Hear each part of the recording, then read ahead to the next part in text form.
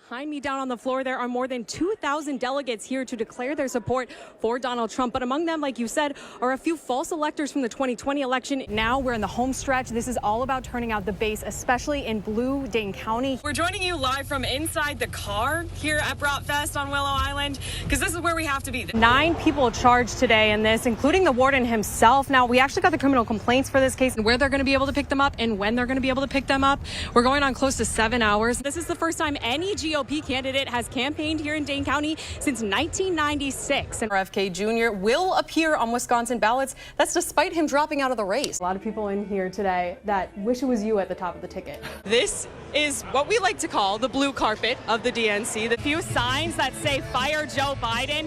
And ironically, that's somewhat akin to the conversation we're hearing rumblings of in the Democratic Party. Adam Kinzinger come out and speak about why Republicans should vote for the Democratic ticket this year. Are you nervous about that? Just before midnight, when the car hopped the curb, blew through a traffic sign and the fence that was here and landed on the walking path below. This week's headlines may have you wondering if your favorite pastime is under attack. 10 feet away when a car came speeding around this corner. You can see here where it hit the curb. I hope you guys aren't sick of maps, because I have another one for you. This map shows you where Tammy Baldwin outperformed Kamala Harris. You have a family here that feels like they weren't heard, that feels like they were dismissed. Residents here are certainly still shaken up after everything that happened last night, but they also tell me unsanctioned parties that get out of hand, like the one that did last night, have been a problem here at this complex for a while now.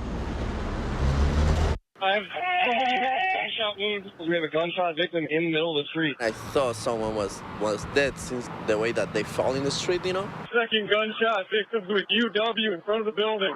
Early Sunday morning, chaos at a downtown Madison apartment building. All of a sudden, there's this big, loud rumbling coming from the stairwell because everyone's trying to escape downstairs. We have more people with blood coming out of the building. Next thing we know, we're like hearing people yelling, screaming. Even people were trying to get into my apartment. Since my apartment is right next to the emergency stairs, you know?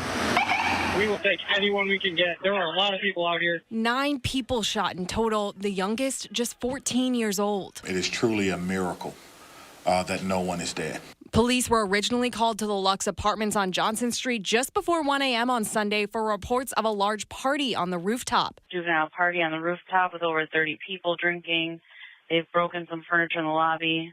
They're underage and they'd like them removed. That's something residents say isn't uncommon. It happens a lot. Once one person gets in, like, everyone gets in because you can just open the door, boom, they're in. Online reviews of the complex say the same, even adding it's often people who don't even live there throwing these parties. The problem here is that, I mean, there's no security, you know, like anybody can just like get into my apartment. It's hard because you're living in a place and you want to feel safe, you know, especially if you're living in a nice apartment like this, you know. Abel Abaya says he had just gotten home when the party escalated into gunfire, but he could feel the tension even in the lobby. The situation was already pretty hostile, you know, downstairs. I saw like a little fight. He says he's had security issues at the building before. His PS5 was even stolen out of his own apartment, but this is the last straw. I'm moving out.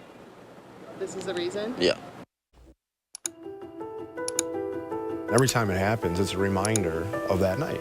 All it takes is one headline, and Damasqueta feels like he's back behind the wheel, his wife Gina in the passenger seat. We were about 2 blocks from home. Not knowing July 8th, 2023 would become a night they would never forget. That moment where that car was heading at us head on, that feel of, oh my gosh, like, brace yourself, we're about to get schmucked. It was just, you know, chaos. I mean, she was screaming in pain. I saw lights, and so immediately I thought fire, and I started screaming at her to get out of the car.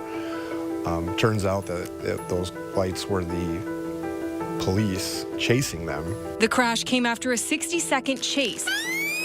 The Maple Bluff police officer had tried to stop the SUV that hit the Escuetas for speeding. You can see in this dash cam video, the officer reached speeds of almost 100 miles an hour trying to catch up to it.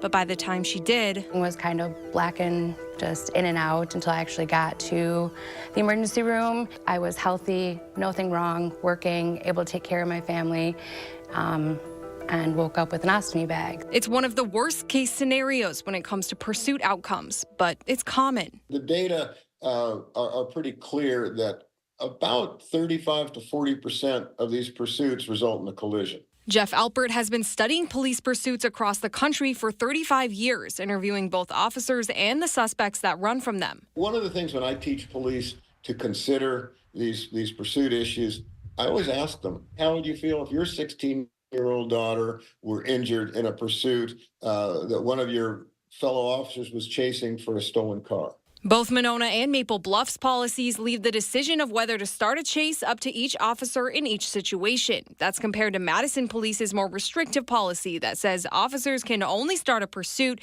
if they believe the driver is involved in a violent felony. I think it's a flex, you know, between departments like, well, you're not going to chase, you're not going to. We will. We'll get them. In 2023, Madison Police engaged in 29 pursuits. In that same year, Monona Police and Maple Bluff Police nearly doubled that number each. In a statement to News 3 Now, Maple Bluff Police Chief Tanner Nystrom emphasized that the car that hit the Escuedas was already driving recklessly prior to the accident, adding, quote, "Our pursuit policy is designed to enhance public safety and minimize the inherent risks of apprehending offenders whose actions left unaddressed present an ongoing threat to the safety of our communities." But Alpert and the Escuedas say they'd like police to reconsider if that threat outweighs the one presented by a chase. No one's saying you can't initiate a traffic stop, but once they flee, now you're responsible for them. They're looking in their rearview mirror for you, and once you terminate, it's very likely they're going to slow down. I don't know this for sure, but it seems like it's almost a game, right? Like, let's see if we can get in a chase and if we can get away. 5 months later, Dom and Gina are still picturing themselves in the front seat of that car. I wish I was back to just normal day to day. Just be able to get in a car, drive, not have to worry about how I'm going to feel, if the pain's going to get too much. They hope their story will be a wake-up call for police to put a stop to those reminders. I hate to say, like, just let a criminal go, but, you know, it's not really worth it. Reporting in Madison, Braden Ross, News 3 Investigates. And the one guy came back from the Army and says, get in and get out as quick as you can. Mike Sullivan remembers it all. My draft notice said report on St. Patrick's Day. Can you imagine doing that to an Irishman? Get him talking, and it doesn't take long before he's right back to where he was 50 years ago, boarding a train to basic training in Alabama. I never knew where I was going, and I didn't want to go to war. He remembers volunteering for military funerals while he was there, how it opened his eyes to the toll the war was taking on families. We get on the bus and go all over to people's funerals. And I did the 21-gun salute. And then they blowed taps. It was tough. He watched as loved ones buried their dead, young soldiers not unlike himself, until the call came for him. I didn't think I was coming back, burying all those boys. And they're all boys, 18, 19. He was off to Vietnam to fight in a war that at 19, he didn't even fully understand. It took us 50 hours in the air, but I was in no hurry. I figured if the plane crashed, I was probably more likely to survive that than Vietnam. Mike landed in Vietnam in February 1967. You get over there, and you're scared to death. Somehow you turn that fear switch off, and it doesn't come back until about 30 days before you're ready to go home. He took his friend's advice, got in and out as quick as he could. If I don't think about the war, the bad parts, all the bad parts, there was a lot of it that I enjoyed over there. I enjoyed some of the people. I enjoyed being in the country. A year after he arrived, Mike got his orders to go home.